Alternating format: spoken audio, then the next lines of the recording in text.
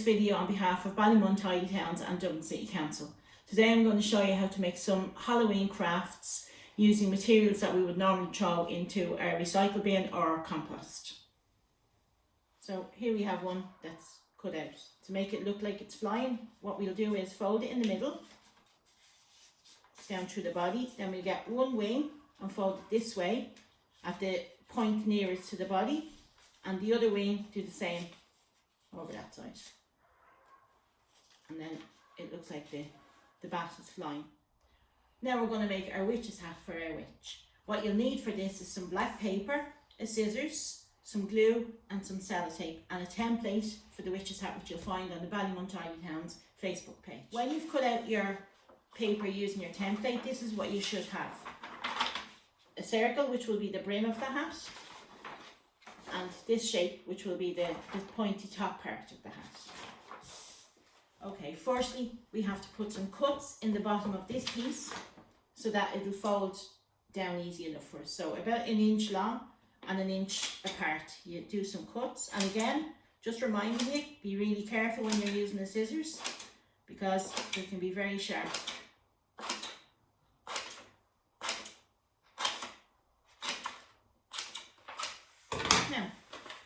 Then we need to roll this over. You might need to get a hand from somebody because it can be a little bit awkward. So you're making a little cone. And if they're a little bit off, it doesn't matter because witches' hats aren't perfect anyway. So we take a bit of sellotape because this is the back of the hat, so it won't really matter. And we sellotape them together. And that's your first piece. Now, next piece, what we do is we press it down so that all the little fringes come out, and with our hands we can press them to crease them a little bit because that's what's going to stick to the brim of the hat. So we can put that aside for a second and we move on to the brim of the hat. So to make it easier to put a circle in the centre, what you should do is fold over your circle in half, fold it again, and fold it again.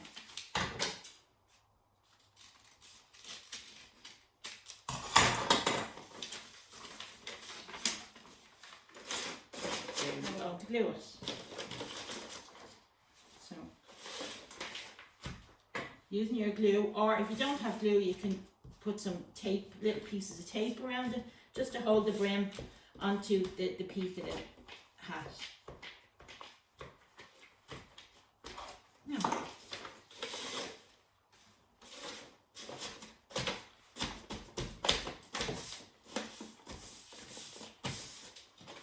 and there we are. And what I do is I bend a little bit because the witch's hats are usually a little bit bent. So there we are. There's our hat. So I've taken this cereal box and I've turned it inside out and retaped it back up. Then I've taken out the scissors and I've cut down the side 2 inches down on each corner.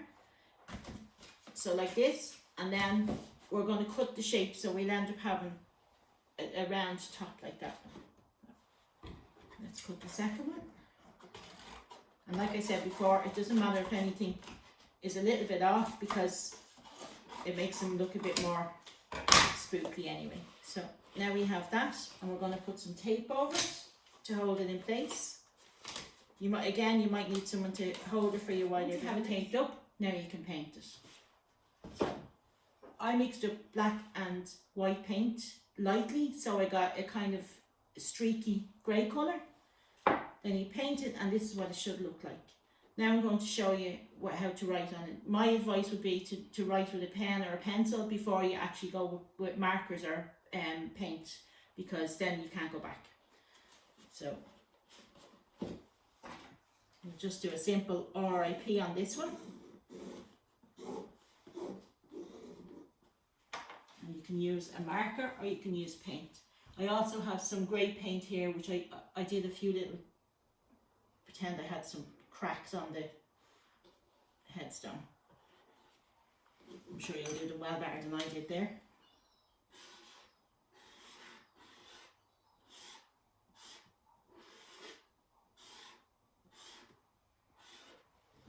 Now, So now we're going to make some milk jug ghosts. What you need for this is some empty 2-litre milk jugs, a black marker, a scissors and a battery powered tea light.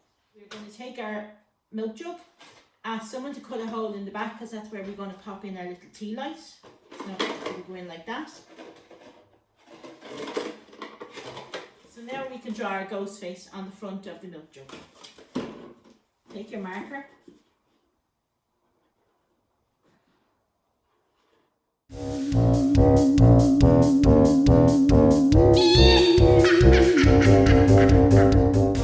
Let me have his mouth. He's a bit angry. So that's our milk jug ghost. So now we're going to make some witch's legs for under the mat at the front door as if the house fell on the witch. I'm going to use the sleeves from this old top, but you can use whatever you have to hand. For this you'll need something to stuff the legs, a pair of shoes. They can be old shoes. If they're good shoes, I wouldn't leave them out overnight. And a pair of scissors and some tape to tape up the bottom. So we cut the sleeve off. We'll just tape the end so that everything we put in doesn't fall out.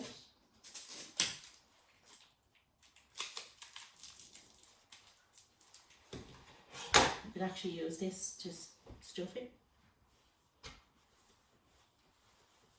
Have to make the 2 legs the same size.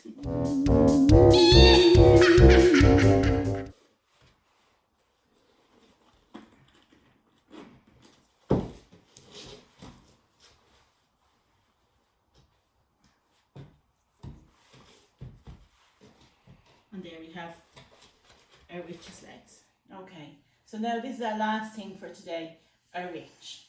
So all I did was I went and I got some sticks from the park again, and I will stick this into the ground, but it's in a plant pot just so we can demonstrate for today. So the stick is in there. Then we have a little stick taped up here, that'll be the waist of the witch, and another stick taped here, and that will be the shoulders to hold the clothes. So, and because we're not ripping any of the clothes up, you can use all white clothes because they'll be fine. You just need to give them a wash. So we have something there covering that, and then we put the and for the head, it's a green balloon. I think we mentioned that earlier, and a piece of net over the top. And then there's enough net here that I can tape it on to hold the head onto the sticks. So start off with one piece.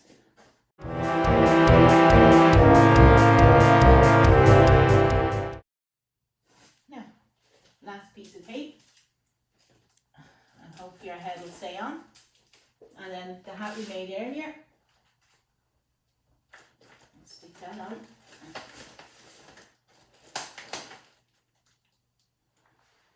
Here we go. And that's our witch. Okay, so we moved outside now because we were going to make a scarecrow. The framework of the scarecrow is just made from branches that I found in the park and some sticks, and I taped them together to make a kind of a frame, so to hold the head and the clothes on. So as you can see, I have them in a pot, but you can put them directly into the soil, and it'll be a bit more stable then. So all I did was got a stick for the center and one across here to hold the 2 arms, which are 2 branches, and another one up here as shoulders to drape the clothes on. So all I got was some old sheets and torn material that I had in the house. So I put some paint on them to make them look a little bit older, and we're just going to drape them around as if it was a jacket.